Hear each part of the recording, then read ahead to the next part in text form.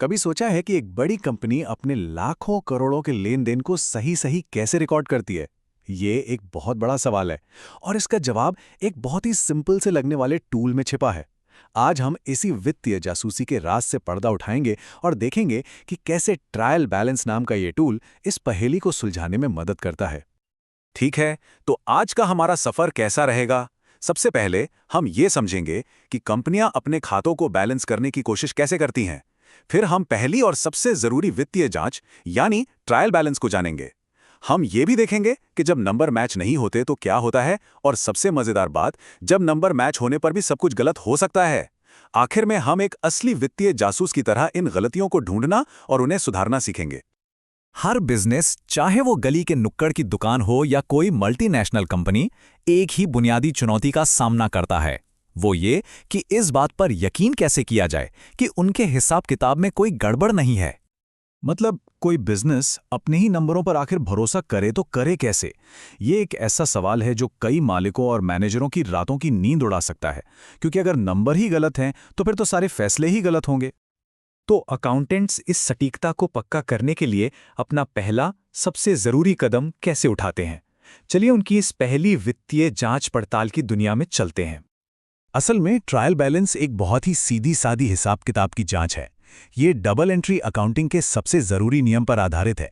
इसका सीधा सा मतलब है कि हर लेन देन के हमेशा दो असर होते हैं, एक डेबिट और एक क्रेडिट, और इन दोनों को हमेशा हमेशा बराबर होना चाहिए। और ये तस्वीर इस पूरी बात को बहुत अच्छे से दिखाती है। लक्ष्य बहुत सरल है। डेबिट और क्रेडिट, इन दोनों कॉलम का जो टोटल है वो एकदम बराबर आना चाहिए, ₹1 का भी फर्क नहीं। ये प्रक्रिया देखने में सीधी सादी लग सकती है, लेकिन इसका हर स्टेप बहुत जरूरी है। सारे खातों के बैलेंस को एक जगह लाना, उन्हें सही कॉलम में डालना और फिर टोटल करना, यही प्रक्रिया किसी भी कंपनी की फाइनल फाइनेंशियल रिपोर्टिंग की नींव रखती है।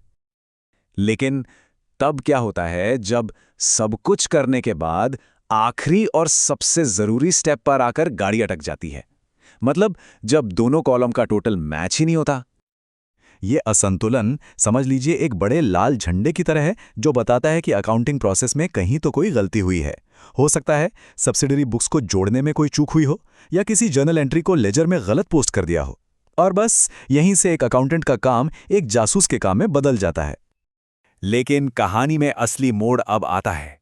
जरा सोचिए, एक पूरी तरह से संतुलित, परफेक्ट दिखने वाला ट्रायल बैलेंस भी इस बात की गारंटी नहीं है कि खाते 100% सही हैं।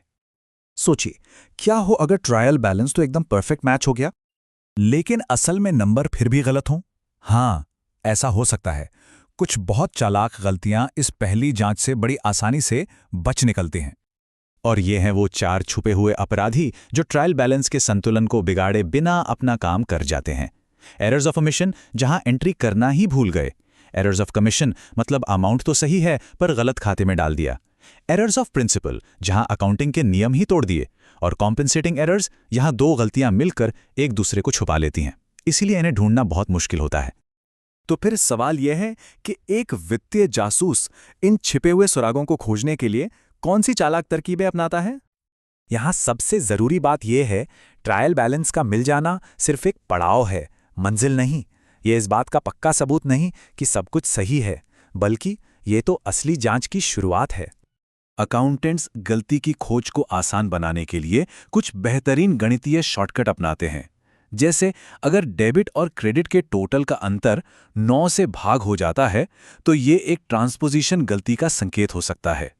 मतलब अंकों का हेरफेर, जैसे 459 की जगह 954 लिख देना।